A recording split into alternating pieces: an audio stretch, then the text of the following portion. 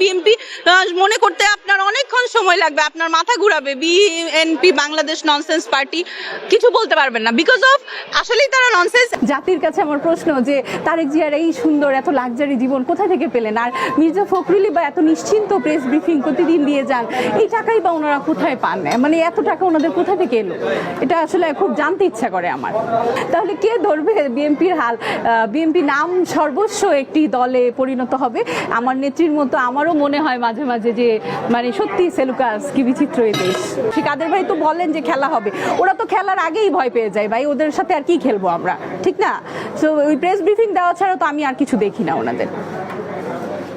জুলাই থেকে শুরু করে এই পর্যন্ত আমি যেটা বুঝলাম ভাই, শিল্পীদের কখনো রাজনীতি করতে হয়, রাজনীতি করা উচিত না। বিএনপির আমলে আমি এত ভালোবাসা পাইছি, আর আওয়ামী লীগের কথা উনি বলতেছে, জীবনে কোনোদিন এই 16 বছর ভাই একটু অভিনয়ও করতে পারিনি। কি বলবো, আমার ক্যারিয়ার ধ্বংস হয়ে গেছে, ঠিক আছে?